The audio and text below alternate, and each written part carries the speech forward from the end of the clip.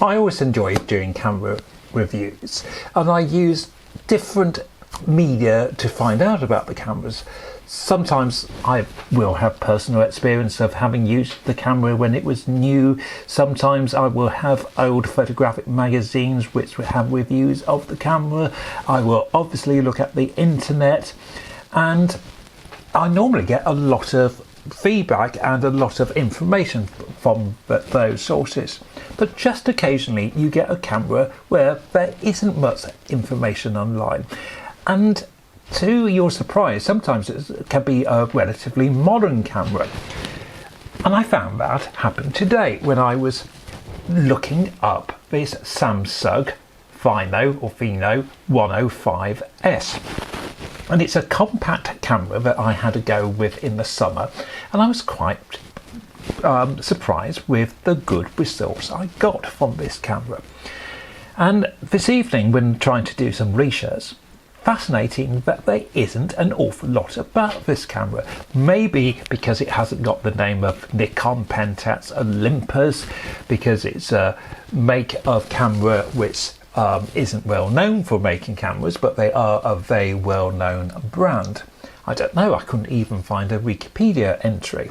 So maybe there is and I just missed it. But just to run through this camera and to feedback on my experience of using this camera. I suspect, but again I couldn't find a date, but I suspect this dates back to about 1990 or maybe a little bit later, maybe the year 2000, just as digital cameras are about to come in or are coming in, but there's still a market for compact cameras that will produce a good quality image. And you've got quite good specs on this camera. You've got a 35 to 105 zoom lens, and you operate the zoom from this nice, very handy thumb switch at the back, and you can see that's working very nicely. We do have a data back on the back, although that's not coming up with any information. I like the fact the viewfinder has a diopter, so if you wear glasses you can focus it to your eye.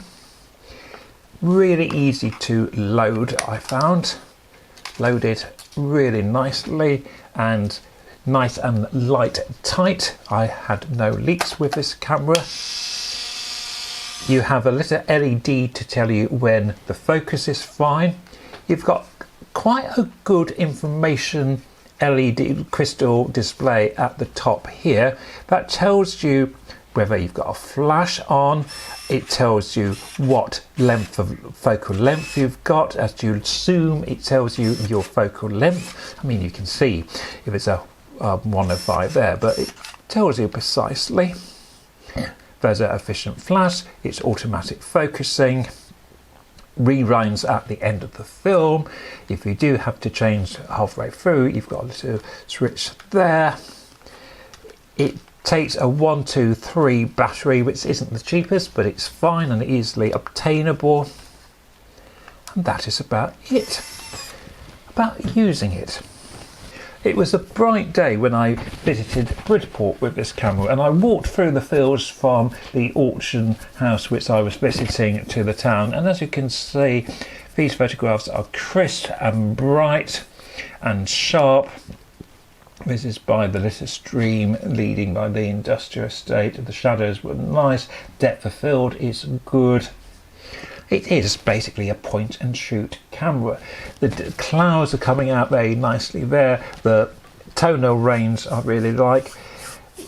Why are we always drawn to factories? We are. Now this is in Dorchester and by the river, and the swans were about as they always are at this time of the year.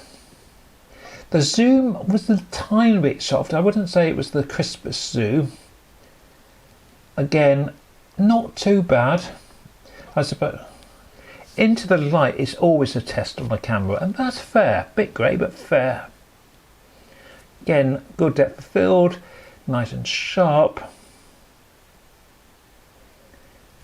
compared to some other compacts I have used, this actually performed extremely well. It was a bright sunny day, I grant you, but I was using FB4 and I was very pleased with the results. Here are some swans by Gray's Bridge.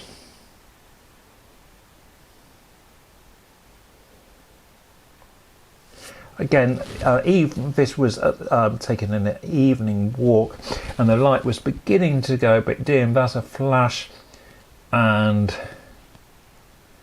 don't know why I decided to use the flash there. This is walking across the fields towards Hardy's grave at Stinsford.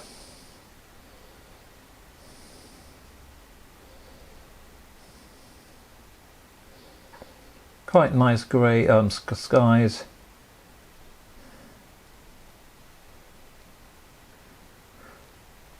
I didn't like the fact the flash was inclined to come on when I didn't want it to, but it had a good flash override that I did use because this was evening time and it did want to pop on sometimes, but I could easily override the flash.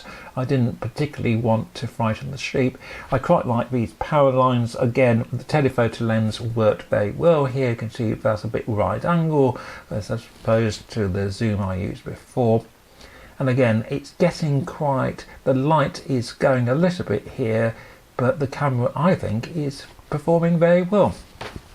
It wasn't a camera I would deliberately go out and buy, but I enjoyed using it, it performed well. So if you find a Samsung, don't dismiss it, perhaps try it out and you might really enjoy using it. Thanks for watching, bye for now.